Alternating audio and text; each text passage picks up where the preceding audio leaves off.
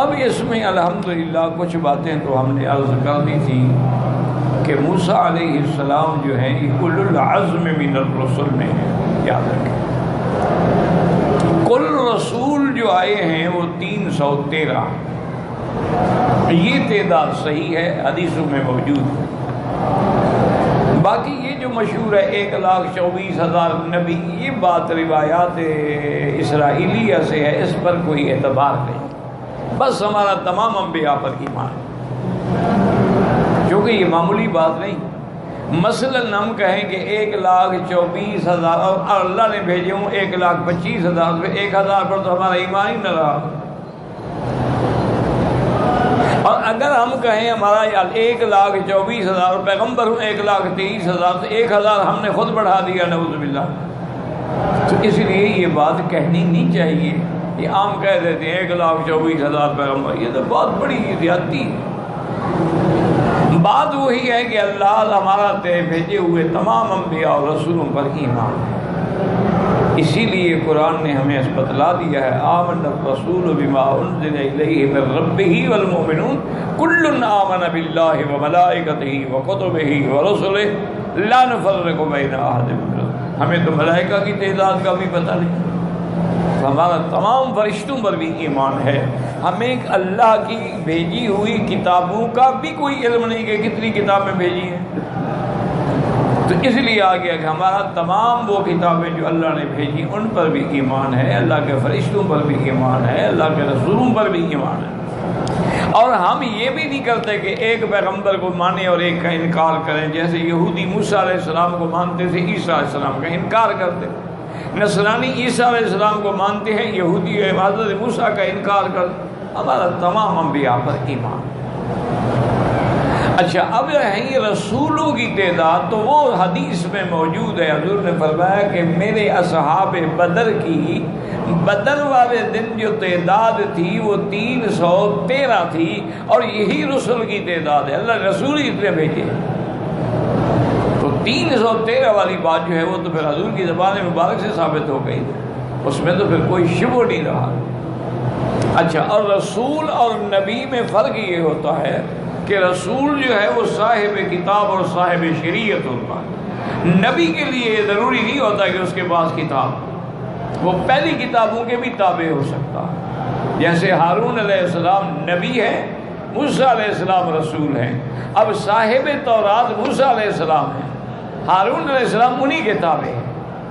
رسول وہ ہوتا ہے جو صاحب کتاب، صاحب شریعت ہو، اور نبی کے لیے یہ چیز ضروری نہیں ہوتی۔ تو اب قاعدہ کیا ہو گیا کہ کل رسول نبی، ہر رسول نبی ہوتا ہے، لیکن کل نبی رسول یوں نہیں ہوتا، کیونکہ جو نبی ہو ضروری نہیں کہ وہ رسول بھی ہو، لیکن جو رسول ہوگا وہ نبی بھی ہوگا۔ تو اب 313 میں پھر اللہ نے 5 اولو العزم من الرسل، یعنی ان 300، کیونکہ اللہ نے فضیلت میں تلک الرسل فضلنا بعضهم علی بعض، ہم نے رسولوں کو بھی فضیلت دی ہے، بعض کو بعض میں فضیلت دی، منہم من کلم اللہ، اور ایسے بھی پیغمبر جن سے ہم نے کلام کیا۔ تو اس لیے یاد رکھیں کہ پھر 313 میں 5 پیغمبر جو ہیں وہ اولو العزم من ان سب سے زیادہ شان والے، اور ان میں موسیٰ علیہ السلام اور عیسیٰ علیہ السلام یہ سب اولو العزم من الرسل ہیں۔ اچھا، ان 5 میں سے پھر اللہ تبارک و تعالی نے سب سے بڑی عظمت جو ہے، شان جو ہے، وہ حضرت محمد مصطفیٰ صلی اللہ علیہ وعلا آلہ واصحابہ وسلم تسلیما کثیرا کثیرا۔ حضور صلی اللہ علیہ وسلم، آپ کو اللہ نے رحمت للعالمین بھی بنایا ہے، آپ کو اللہ نے خاتم النبیین بھی بنایا ہے، آپ کو اللہ نے سید الاولین والآخرین بھی بنایا ہے، آپ کو اللہ تبارک و تعالی نے شاہد و شہید بھی بنایا ہے، اللہ نے آپ کو مبشر و نذیر بھی بنایا ہے، اللہ نے آپ کو سراج منیر بھی بنایا ہے، اور اللہ تبارک و تعالیٰ نے آپ کے بعد پھر لا نبی بعدہ ولا رسول بعدہ، آپ کے بعد نہ کوئی نبی ہوگا نہ رسول ہوگا، ولا کتاب بعد کتابہ ولا شریعت بعد شریعتہ، نہ آپ کی کتاب کے بعد کوئی کتاب آئے گی، نہ آپ کی شریعت کے بعد کوئی شریعت آئے گی، ولا معصوم بعدہ، اور نہ آپ کے بعد کوئی معصوم ہے، چونکہ معصوم نبی ہوتا، نبی کے علاوہ کوئی معصوم نہیں ہوتا، محفوظ تو ہوتے ہیں لیکن معصوم نہیں ہوتا، معصوم صرف انبیاء۔ اب دیکھیں صحابہ کا کتنا بڑا شان ہے، لیکن وہ محفوظ تو ہیں لیکن معصوم نہیں۔ تو سب سے افضل حضور صلی اللہ علیہ وسلم، اس لیے ایک بات کا ہمیشہ خیال رکھیں کہ حضرت آقا انعامدار کی تعریف اس انداز میں نہ کریں کہ کسی اور نبی کی توہین ہو، ابداً۔ حضور نے فرمایا کہ لا تفضلونی علی یونس بن متی، فرمایا مجھے اس پر فضیلت نہ دو، اور اسی طرح اللہ تبارک و تعالی کے نبی نے فرمایا کہ لا تطرونی کما اطرت النصارى عیسی ابن مریم، اور نہ میری شان میں اتنا غلب کرو، اتنا بڑھاؤ جیسے نصرانیوں نے کیا کہ کوئی عیسیٰ علیہ السلام کو خدا کا بیٹا بنا بیٹھا، کوئی عیسیٰ علیہ السلام کو خود خدا بنا بیٹھا، کوئی عیسیٰ علیہ السلام کو ثالث و ثلاثہ میں شریک کر بیٹھا۔ تو حضور نے فرمایا میری شان میں غلو بھی نہ کرو اور میری شان میں کوتاہی بھی نہ کرو۔ اور کوتاہی کا معنی یہ ہے کہ بالکل مثلاً حضور کی آواز سے بھی اپنی آواز اونچی نہ کرو۔ ایک معنی تو اس کا یہ ہے کہ جو حضور فرمائے یہ نہ کہو نہیں میں نہیں مانتا نہیں، یعنی انکار نہ کرو، اور دوسرا یہ ہے کہ ظاہری طور پر بھی آپ کی آواز جو ہے اس سے ایسے انداز میں بات نہ کرو کہ آپ کی آواز بلند ہو جائے۔ اس لیے فرمایا کہ لا ترفعوا اصواتکم فوق صوت النبی ولا تجهروا له بالقول كجهر بعضكم لبعض ان تحبط اعمالكم وانتم لا تشعرون، میرے مدنی کی آواز سے اپنی آوازوں کو بلند نہ کرو، ایسا نہ ہو کہ کہیں تمہاری اسی ایک غلطی سے تمہارے ساری زندگی کے اعمال جو ہیں وہ حبط ہو جائیں، برباد ہو جائیں۔ اسی لیے اب بھی یعنی علماء کا یہ اتفاق ہے کہ جیسے حضور کی زندگی میں آپ کی آواز سے آواز اونچی کرنا منع تھا، وہ اب بھی منع۔ کہتے ہیں کہ اب کیسے کہ مثلاً آپ جاتے ہیں مدینہ شریف میں تو شور غل نہ کریں، آواز اونچی نہ کریں، بڑے ادب کے ساتھ بات کریں، حتیٰ کہ حضرت سیدہ عائشہ صدیقہ رضی اللہ تعالی عنہا آپ اپنے حجرے مبارک میں تھیں تو آواز آئی تو آپ نے اپنی باندی سے فرمایا، اپنی کنیز سے فرمایا کہ دیکھو کیا آواز آ رہی۔ انہوں نے واپس آ کے بتایا کہ بی بی حضرت ابو ہریرہ حضور کی حدیث پڑھا رہے ہیں، اب مجمع ہوگا تو آواز تو اونچی کرے گا نا وہ۔ تو بی بی صاحبہ ناراض ہو گئے، ہم نے فرمایا کہ ان کو جا کے کہو کہ اپنی آواز اونچی نہ کرو، لا تو رسول اللہ، حضور کو ایذا مت پہنچاؤ، نیچی آواز میں حدیث پڑھاؤ۔ اور اسی لیے اکثر علماء کوشش کرتے ہیں کہ اگر حرم نبوی میں کبھی درس دینے کا موقع ملے تو وہ دور بیٹھتے ہیں کہ آواز اونچی نہ ہو۔ اور اسی طرح یہ بھی حکم ہے، جیسے آج کل تو خیر جو کچھ ہو رہا ہے دعا کرو، مجھے تو ڈر لگتا ہے یہ میرے عمرے کے جو بھائی آ رہے ہیں اللہ عالم یہ ثواب لے کے جائیں گے یا کہیں اللہ کی طرف سے عذاب نہ آ جائے کہ ریاض الجنہ میں بیٹھے ہیں اور جناب موبائل کی گھنٹیاں کھلی ہوئی ہیں، موبائل میں میوزک بج رہا، انا للہ و انا الیہ راجعون۔ اچھا حضور پر صلاۃ و سلام پڑھنے کے لیے جا رہے ہیں اور موبائل سے جناب باقاعدہ ویڈیو بنا رہے ہیں، اور وہیں کھڑے کھڑے فون پہ کہہ رہے ہیں اچھا تم وہیں سے سلام پڑھ لو، میں نے موبائل کا رخ جو ہے نا حضور کی طرف کیا ہوا ہے۔ کوئی شرم کرو، کیا کہہ رہے ہو؟ یہ محبت ہے کہ گستاخی ہے؟ حضور صلی اللہ علیہ وسلم کی تو شان اتنی بلند تھی، صحابہ کہتے ہیں کہ ہم اس انتظار میں ہوتے تھے کہ کوئی باہر کے رہنے والا بندہ آئے، حضور سے کوئی دین کا سوال کرے تاکہ ہم بھی دین سیکھ لیں، ہمیں جرأت نہیں ہوتی تھی بات کرنے کی۔ صحابہ کہتے ہیں کأنما علی رؤوسنا الطیور، گویا ہم ایسے بیٹھتے تھے جیسے ہمارے سروں پہ پرندہ بیٹھا ہو کہ ہلیں گے تو اڑ جائے گا، یعنی ہم میں سے کوئی حرکت بھی نہیں کرتا تھا۔ تو اب بھی علماء نے یہی لکھا ہے کہ اگر آپ نے صلاۃ و سلام پڑھنے کا اللہ نے موقع دیا ہے تو انہوں نے کہا کہ سب سے پہلے درود شریف پڑھتے رہیں، اور درود شریف پڑھتے پڑھتے آہستہ آہستہ چلیں، حتیٰ کہ انہوں نے کتابوں میں لکھا ہے کہ جب چل رہے ہو تو متواضعاً خاشعاً متذللاً، تواضع کے ساتھ چلو، اکڑ کے نہ چلو، او ادھر آ جاؤ، او ادھر آ جاؤ، کدھر چلے گا، کیا کر رہے ہو روضہ مبارک پر؟ تو انہوں نے کہا کہ بڑی تواضع سے آگے بڑھیں، متواضعاً خاشعاً متذللاً، اور کہا کہ اس انداز میں جائیں گویا کہ تم حضور کو دیکھ رہے ہو، اور حضور کی زندگی میں اگر حضور کے سامنے کھڑے ہوتے تو کیا ہوتا، کیسا ادب ہوتا؟ آج بھی اسی ادب سے کھڑے ہیں۔ اور پھر انہوں نے کہا کہ جب صلاۃ و سلام پڑھو تو وہ بالکل اونچی آواز میں نہ پڑھو، نہ پست آواز ہو نہ اونچی ہو، درمیانی آواز سے پڑھیں، الصلاۃ والسلام علیک یا رسول اللہ۔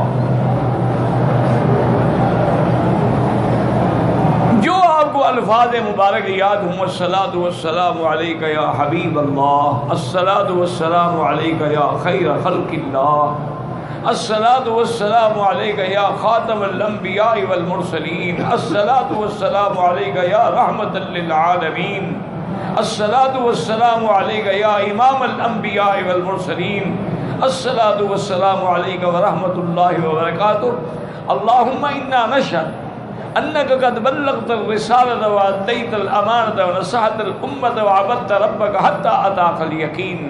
پھر ابو بکر پہ، پھر عمر پہ رضی اللہ عنہم، اس کے بعد رخ قبلے کی طرف کر کے دعا جو ہے وہ اللہ سے مانگنی ہے، کیونکہ صلاۃ سلام نبی کا حق ہے لیکن دعا اللہ کا حق ہے۔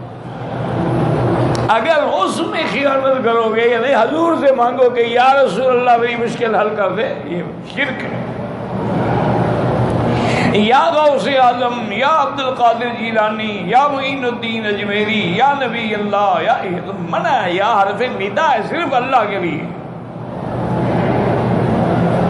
یہ جو حدیثوں میں تم پڑھتے ہو نا یا رسول اللہ، وہ تو زندگی میں صحابہ نے کہا نا، آپ کی وفات کے بعد بتلائیں کسی صحابی نے کہا ہو۔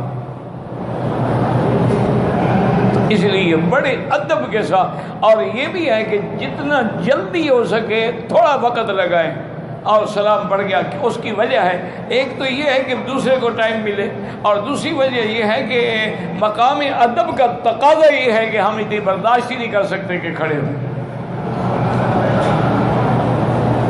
اور جو بڑے بڑے اکابر گزرے ہیں، بڑے بڑے علماء گزرے ہیں، بڑے بڑے اولیاء اللہ گزرے ہیں، ان کو ہم نے یہی دیکھا الحمدللہ کہ وہ صلاۃ جب آتے مواجہہ شریف میں صلاۃ و سلام عرض کرتے، اس کے بعد جب بھی موقع ملتا تو حضور کے قدمین الشریفین کی جانب میں جا کے وہ بیٹھتے اور وہیں بیٹھتے تھے، عصر بھی وہیں پڑھتے، پھر اس کے بعد درود پڑھتے پڑھتے مغرب آ جاتی، مغرب بھی وہیں پڑھتے، عشاء بھی وہیں پڑھتے۔ اس کے اچھا اگر کوئی قدمین الشریفین کی جانب سے کھڑے ہو کے صلاۃ و سلام پڑھے تو پڑھ سکتا ہے۔ علماء نے فرمایا نا کہ یا تو قبر والے کے سامنے آؤ یا پھر قدمین کی طرف سے، اور جتنی دن وہاں رہنا ہو ادب سے رہیں، درود شریف کی کثرت کریں، اور کوئی ایسا کام جو حضور کے حکم کے خلاف ہے وہ نہ کریں۔ اب مدینہ منورہ میں بھی آپ شیو کراتے رہیں اور مکہ میں بھی آپ شیو کراتے رہیں، اور بالکل کلین شیو ہو کے پھر جائیں صلاۃ و سلام، اس سے بہتر ہے کہ نہ جائیں، کہیں اللہ ہمیں اس گستاخی میں نہ پکڑ لے۔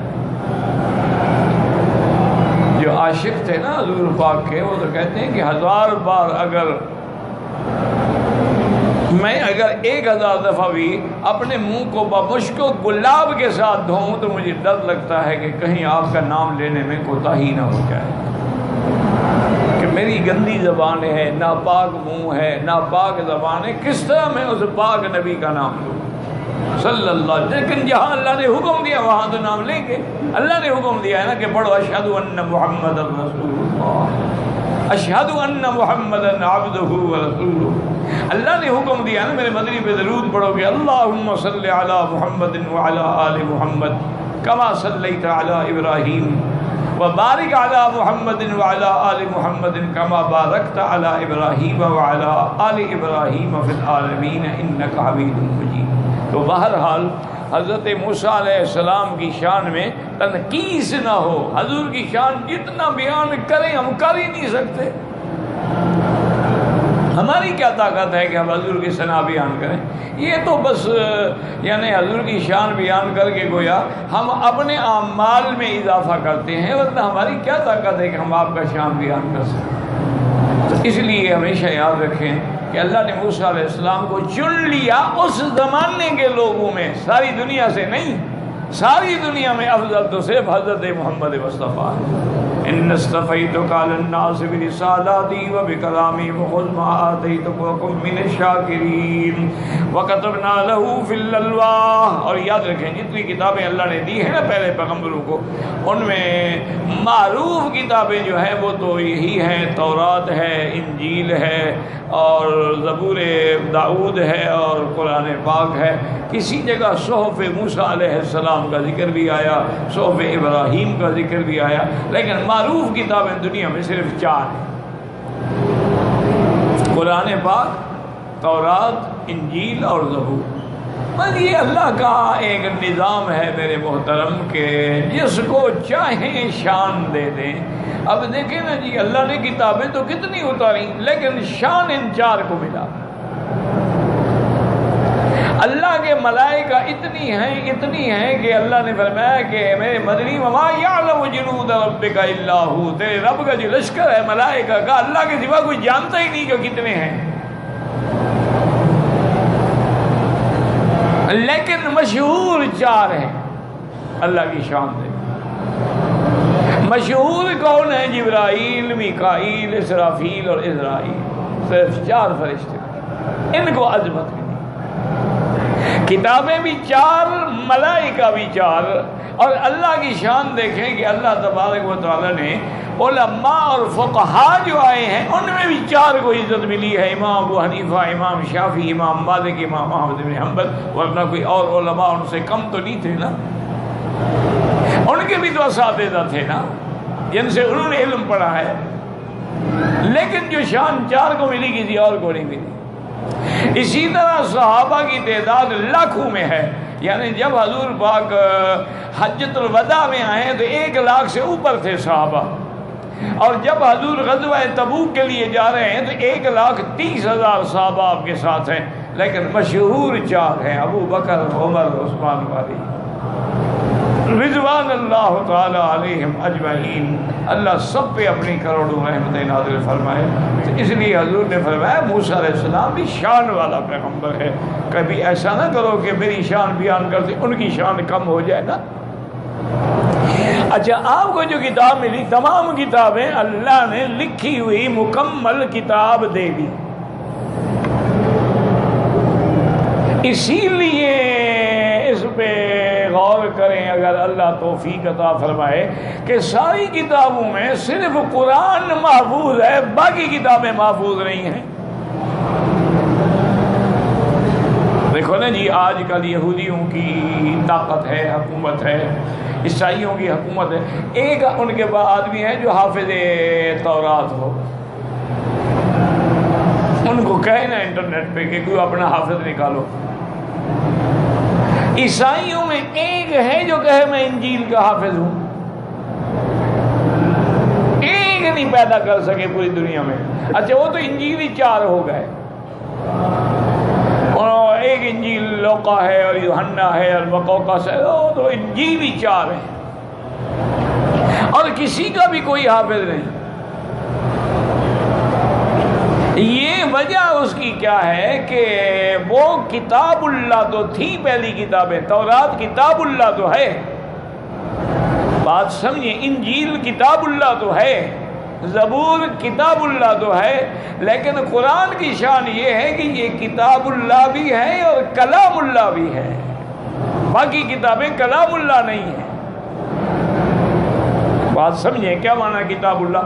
مثلا آپ کہتے ہیں جی مجھے ایک دوست کا خط ملا ہے، یا انی کتاب فلان، فلاں نے مجھے خط بھیجا ہے، اور ایک ہوتا ہے آپ کہیں نہیں بھائی اس نے میرے ساتھ بات کی ہے، تو بات کا اور خط کا بڑا فرق ہوتا ہے، لہذا چونکہ وہ کتاب اللہ تھی ان کی حفاظت کا اللہ نے وعدہ ہی نہیں کیا، لیکن قرآن چونکہ کلام اللہ ہے، جب اللہ کی ذات باقی ہے تو اللہ کی کلام بھی باقی ہے، اس کو کون ختم کر سکتا ہے؟ اس لیے قرآن جو ہے وہ محفوظ ہے، اور اس کی حفاظت کا بھی اللہ نے وعدہ فرمایا ہے کہ انا نحن نزلنا الذکر وانا لہ لحافظون، میرا محبوب قرآن اتارا بھی ہم نے ہے اور اس کی حفاظت کی بھی ہم ذمہ دار ہیں۔ اور کیسے حفاظت کی؟ ان اللہ تعالی جعل وعاء المسلمین صدور المسلمین محلا لکتاب اللہ، اللہ نے حضور کی امت کے سینوں کو قرآن کا مرکز بنا دیا۔ 6 سال کے بچے ہیں قرآن یاد ہے، 7 سال کا بچہ ہے قرآن یاد ہے۔ اچھا پوری دنیا میں جہاں مسلمان رہتے ہوں یہ ممکن ہی نہیں ہے کہ وہاں شہر ہو، قریہ ہو، بستی ہو، قصبہ ہو اور کوئی نہ کوئی قرآن کا حافظ نہ ہو۔ ان کا تو پوری دنیا میں بھی کوئی حافظ نہیں ہے نا۔ اچھا اب دوسری بات یہ ہے کہ یہاں ایک لفظ ہے جس کو تورات جو ہے یہ لکھا ہے کہ بھئی وہ 70 ہاتھ لمبی تھی اور ایسا تھا، سب جھوٹی باتیں۔ اچھا بائبل نے تو لکھا ہے کہ یہ مرمر کے پتھر کی چٹانوں پہ پتھر کاٹ کے لکھی گئی تھی، پتھر باریک بنائے گئے، اس پہ تورات لکھی۔ یہ بات بھی قرآن میں لفظ ہے تختیاں بس، اور وہ تختیاں اتنی بڑی نہیں تھی، آخر مسلسل اٹھا کے لے آئے، 70 گز لمبی تختیاں ہوں تو پھر تو اٹھانے کے لیے بھی تو سواری چاہیے نا۔ تو بہرحال وہ کتاب تھی، اور اس میں اللہ فرماتے ہیں کہ ہم نے کتاب الواح جو لکھ کے دی اس میں من کل شیء موعظہ، ہر چیز کی نصیحت، وتفصیلا لکل شیء، اور ہر چیز کی بالکل وضاحت، ہر چیز کھول دی۔ لفظ آ گیا نا کل شیء، اسی کو یاد کرو، اور اللہ کرے کہ بات مجھے سمجھانے کی توفیق دے۔ تو بہرحال کل شیء قاعدہ ہے علماء نحو کا کہ اگر کل مضاف ہو اور شیء مضاف الیہ ہو تو معنی ہوتا ہے ہر چیز، تفصیل لکل شیء، ہر چیز کی تفصیل۔ اسی وجہ سے ہمارے جو حضرات ہیں نا، بریلوی حضرات ہیں، وہ کہتے ہیں قرآن میں ہے نا تبیان لکل شیء، اللہ نے ہر چیز قرآن میں بیان کر دی ہے، تو پھر حضور عالم الغیب کیسے نہ ہوئے؟ ہر علم تو دے دی، ہر چیز تو بیان کر دی، ہر چیز تو بتلا دی۔ وہ بھی اسی لفظ تبیان لکل شیء، اچھا تورات میں بھی تفصیلا لکل شیء، اسی لفظ کو پکڑ کے بیٹھ گیا کہ انبیاء کو علم غیب ہوتا ہے۔ اللہ تعالیٰ بس دعا کیا کرو، میں تو بہرحال دعا کرتا ہوں ان کے لیے ہمیشہ کہ اللہ جو لوگ ہیں اللہ ان کو ہدایت عطا، اور جو فوت ہو گئے آپ رحمت والے ہیں ان کی بھی معافی فرما دیں۔ غلطیاں کس سے نہیں ہوتی، ہر آدمی سے خطا ہو جاتی ہے، مشرک نہ ہو، کافر نہ ہو، باقی کی تو بخشش ہو سکتی ہے نا، جتنے بڑے بڑے گناہ کیوں نہ۔ اب وہ بیچارے اسی لفظ میں بھائی اللہ کے بندے، اگر کل شے سے مراد یہ ہے، تفصیل کل شے سے مراد یہ ہے کہ اب موسیٰ علیہ السلام گویا عالم الغیب ہو گئے اور تمام علم مل گیا، تو پھر یہ کیا ہوا کہ خضر کے پاس جا کے علم سیکھنے کے لیے اللہ نے بھیجا؟ یہ کیا مطلب؟ وہ تو سب جانتے تھے، تو ان کو پھر خضر کے پاس بھیجنے کی کیا ضرورت تھی؟ اور پھر خضر نے بھی جیسے ماشاءاللہ، حالانکہ وہ جانتے تھے آنے والا موسیٰ علیہ السلام ہے، رسول ہے، نبی ہے، شان والا ہے، لیکن جب موسیٰ علیہ السلام نے سلام کیا نا السلام علیکم، وہ کپڑا لے کے سوئے ہوئے تھے، تو وہ کہتے ہیں میں این علمت، اسلام تم نے کہاں سے سیکھا ہے؟ موسیٰ علیہ السلام تو جلالی پیغمبر تھے نا، جوش آ گیا، کہتے ہیں کمال کی بات کرتے ہو، میں موسیٰ ابن عمران، میں اللہ کا نبی ہوں، تم کہتے ہو میں نے سلام کہاں سے سیکھا ہے؟ تو نے کہا حضرت ناراض نہ ہوں کر میرے پاس کیا لینے کے لیے آئے، جائیں کام کریں۔ موسیٰ علیہ السلام ٹھنڈے ہو گئے کہ یہ تو اللہ کا حکم ہے کہ یہاں سیکھنا ہے، میرا بندہ ہے اور جزیرے میں ہے، وَعَلَّمْنَاهُ مِن لَّدُنَّا عِلْمًا۔ اچھا، اور یہ کیسی بات ہے کہ حضرت عیسیٰ علیہ السلام کو رستہ دکھانے والا فرشتہ نہیں ہے، بندہ نہیں ہے، مچھلی۔ اور راہبر کے لیے بھی اللہ نے کیا بتلایا کہ جہاں مچھلی تمہارے اس ٹوکری سے نکل کے دریا میں چلی جائے تو سمجھنا یہی جگہ ہے، اور وہ جن جائے گی تو سڑک بندی جائے گی، اسی سڑک پہ چلے جانا، آگے وہ میرا بندہ سو رہا ہو۔ اچھا، خدا کی شان ہے کہ آپ کے ساتھ شاگرد تھے نا حضرت یوشع، جو خدمت کرتے تھے، ناشتہ پیش کرتے تھے، سامان اٹھاتے تھے، مچھلی نکل گئی، اس بیچارے کو بھی یاد نہ رہا۔ معلوم ہوتا ہے طالب ہر زمانے میں ایسے ہوتے ہیں، ہاں ایسے اب قرآن ہے اس میں کوئی۔ جب موسیٰ علیہ السلام آگے گئے تو فرمایا آتنا غداءنا لقد لقینا من سفرنا ھذا نصبا، او بھائی کوئی ناشتہ لے آؤ، ہمیں تو تھکاوٹ ہو گئی پہلے۔ اچھا، خدا کی شان دیکھو، یہ بھی اللہ کا انعام تھا کہ تھکاوٹ ہو گئی، تھکاوٹ نہ ہوتی تو چلتے رہتے، یہ تو تھکاوٹ ہو رہی، بھوک لگی تو راز کھلا نا۔ آتنا غداءنا لقد لقینا من سفرنا ھذا نصبا، ہمیں بڑی تکلیف ہو گئی ہے۔ تو حضرت یوشع نے عرض کیا، اس نے کہا حضرت گزارش یہ ہے کہ ناشتہ تو اسی مچھلی سے کرتے تھے نا، تو انہوں نے کہا حضرت ناشتے میں اب کیا لے آؤں، مچھلی تو بھاگ گئی۔ خدا کے بندے کہاں بھاگی؟ انہوں نے کہا یہ دریا میں چھلانگ لگائی ہو گئی دریا۔ انہوں نے کہا اسی کے لیے تو ہم آ رہے تھے اللہ کا بندہ، تم نے مجھے بتایا نہیں۔ حضرت بھول گیا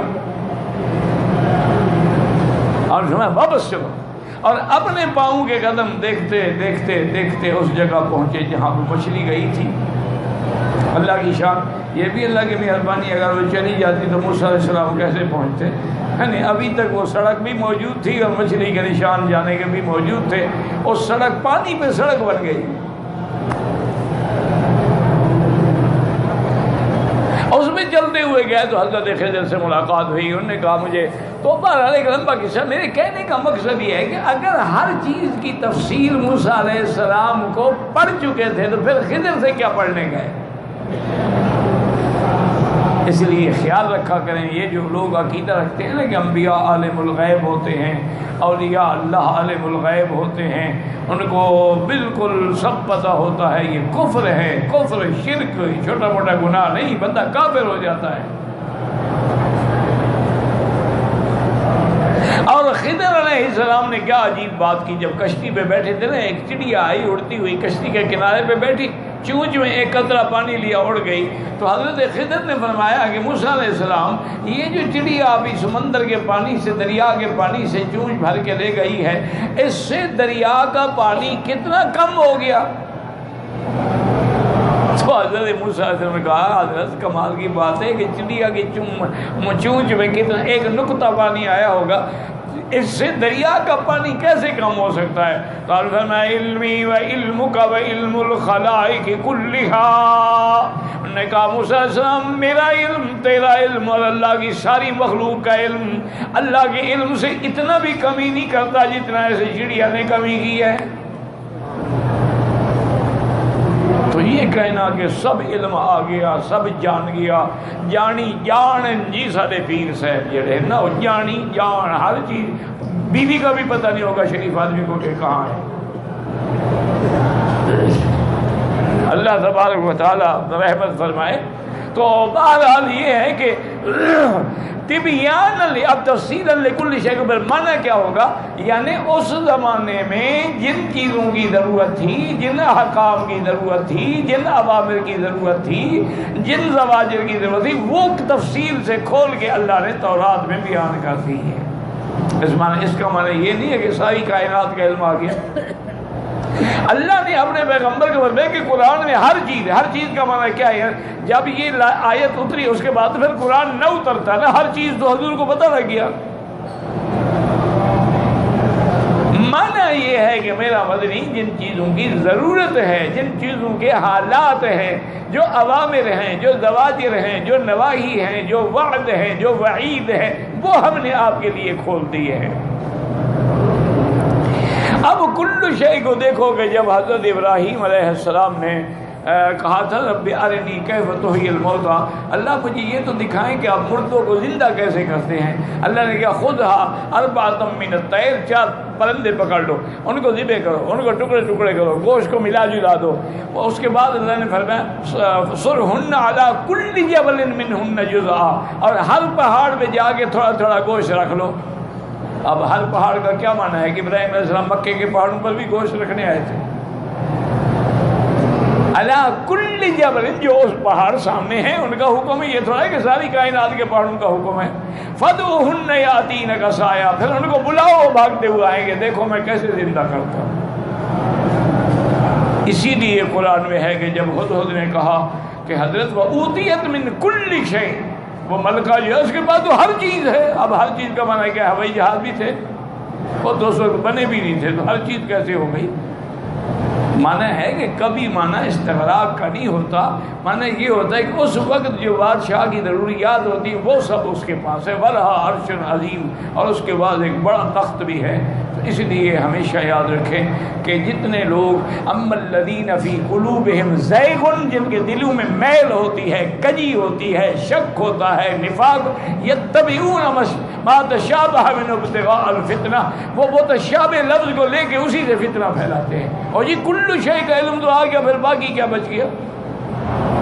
تو اس لیے ہمیشہ یاد رکھیں کہ تمام آیات محکمات کو سامنے رکھ کے پھر فیصلہ کیا کریں، اور آیات محکمات کا یہ فیصلہ ہے کہ میرا مدنی اعلان کر دو قُلْ لَا يَعْلَمُ مَنْ فِي السَّمَاوَاتِ وَالْأَرْضِ الْغَيْبَ إِلَّا اللَّهُ، آسمانوں اور زمینوں میں کوئی نہیں جو غیب جانتا ہو ما سوا اللہ کے۔ اور اللہ نے فرمایا کہ وَمَا يَشْعُرُونَ أَيَّانَ يُبْعَثُونَ، یہ جن پیروں سے مانگ رہے ہیں قبروں پہ کھڑے ہو گے، ان کو تو یہ بھی پتہ نہیں کہ ہم کب اٹھیں گے، ان کو تو اپنے اٹھنے کا بھی پتہ نہیں ہے۔